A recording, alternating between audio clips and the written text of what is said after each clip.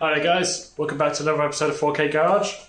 So in this episode, I want to tackle a couple of issues with the front suspension. Now it's nothing super major. One of the issues I'll show you, which is the drop link itself, just coming into contact with some of the strut and so on. I'll show you when we get down there. But the main issue is that the car suffers from what's called bump steer. There's a couple of other terms for it. And essentially what that is, for anyone who doesn't know, is as you're driving along, and you hit a bump or you go from undulations or hit a bit of camber in the road, as your wheel travels through its compression stages in the suspension travel, it can come under some toe changes, either toe in or toe out, and often you don't feel it through the steering wheel as much, but you feel the car darting a little bit side to side as you're driving. And that's often caused by driving at a ride height that's a bit too low outside of what the intended suspension range was. So there's a couple of ways to fix that. One way would be to totally cut and I think remount where your steering arm connects to on the front knuckles or front wheel hubs. But an easier way is, I've had it for a while now, this kit from Widebody. What that essentially does is give you a new set of ball joints and a new set of steering wheel ends, and they just sit in such a way that it makes up for a bit of that incorrect steering geometry. So it's not the kind of be-all and end-all solution, but it is a bit of a band-aid that helps to counteract some of that bump steer effect you get. So I've had these sitting around for a while, need to get them fitted, but of course this needs to be pressed, the original ball joint needs to be pressed out of the arm and this one pressed in. So I've also ordered some new bushings all round for the front arms. So what I'm going to do is I'm going to get the arms off, take it to a friend of mine who's going to go into his workshop and push those out, push the new ones in. I'm going to bolt those back on. Along the way we're going to do another couple of bits, as I say, with the drop links. And let's just crack into it, shall we? Let's get the car up in the air, get the wheels off, and I'll show you what I mean with the drop link issue.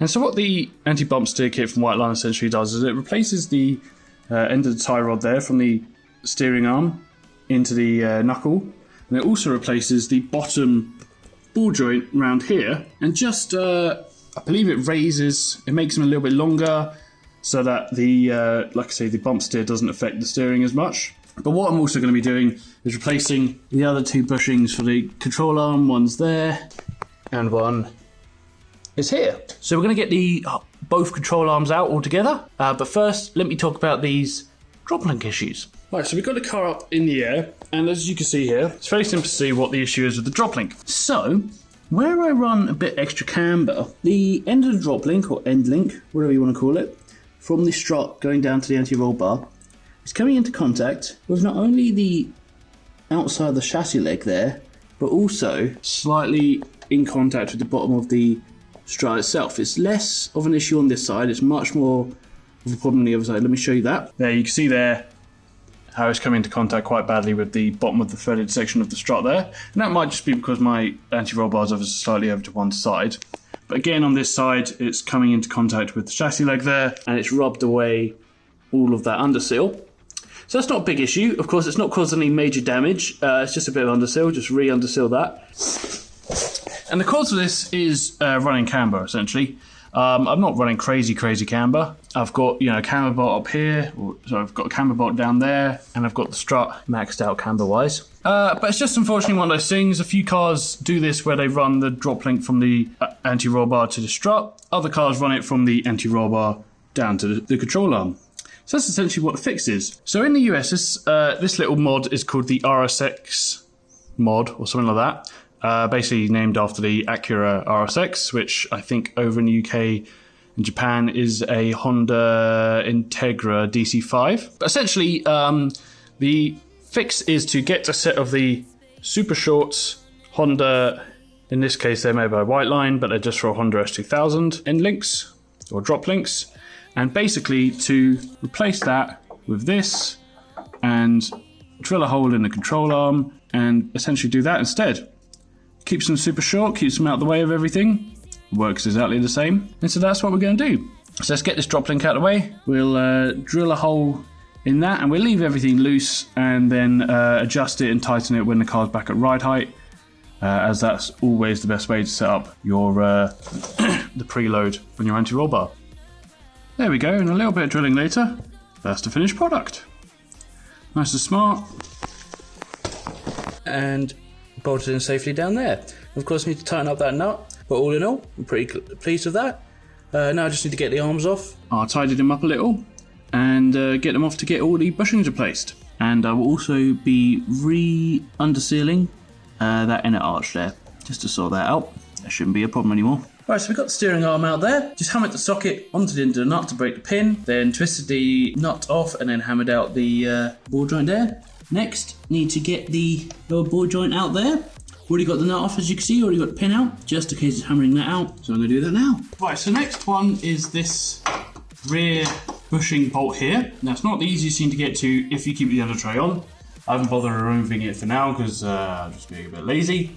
But if you have two spanners, one with a offset from the ring end,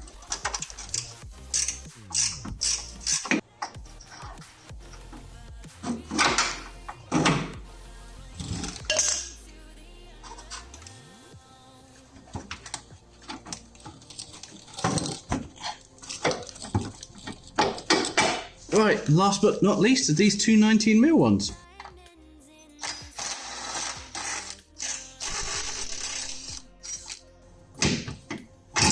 The arm is free. Fantastic. So now what I'm going to do is give this a quick wash, give it a little lick of paint just to make sure it's all black, cover up any little bits of surface rust or clean them off, and also rust proof that hole I drilled. And then I'm going to get them off to get the bushings replaced. The next day. Right, so with the control arms off and on their way to get all the bushings replaced, next job is to get these steering arms off and get them replaced with the new white line gear. So I've made a little mark, you can't really see it there, it's just to know how far down the end of the arm goes. But the new bushings at the front of the control arm that go on that stud there, they're actually slightly offset, that bring the whole control arm kind of in that way. Give it a bit more caster. Some better steering feel, some better self-correction. Right, so use some penetrant and some Scotch-Brite pad just to clean up these threads because they're absolutely disgusting. And using a couple of 19mm spanners, I was able to get the locking nut undone. So now I can just wind this one off. So here we go, that's the old one off. And so here's the two side by side. I mean, the main difference there is the white line one's a little bit taller. And that's essentially what makes up the steering geometry corrections. So hopefully, should do a pretty good job.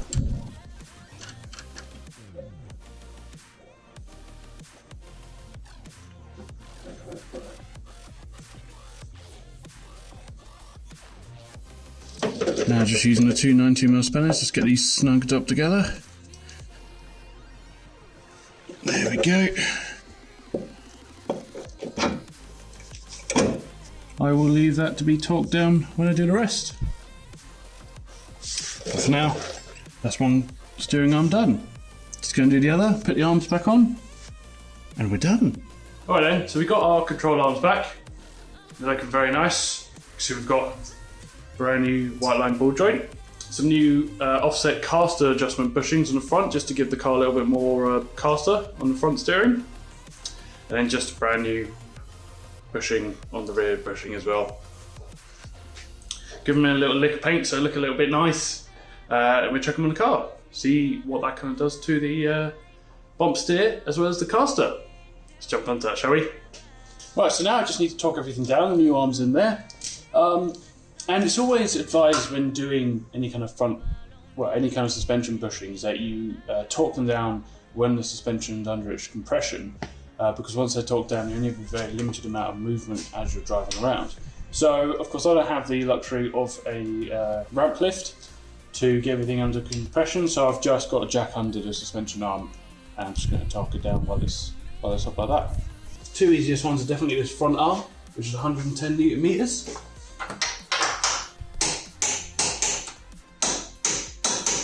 And this rearmost one is 85 Newton meters. And finally, the ball joint is 51 Newton meters.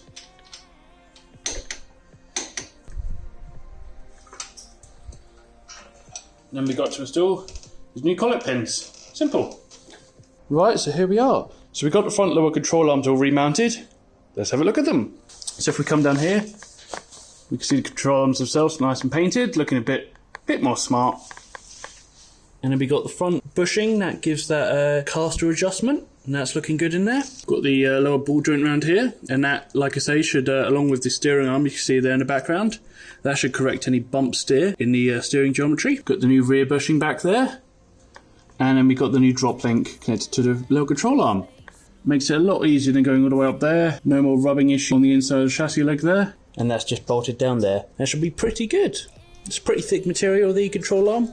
It's got a couple of washers, so that's looking pretty snazzy. Let's get the car back together, get it back on the ground and see how it sits. So here we are. Excuse the noise, it's got the engine running while I get the airlift kit to just recalibrate itself once more.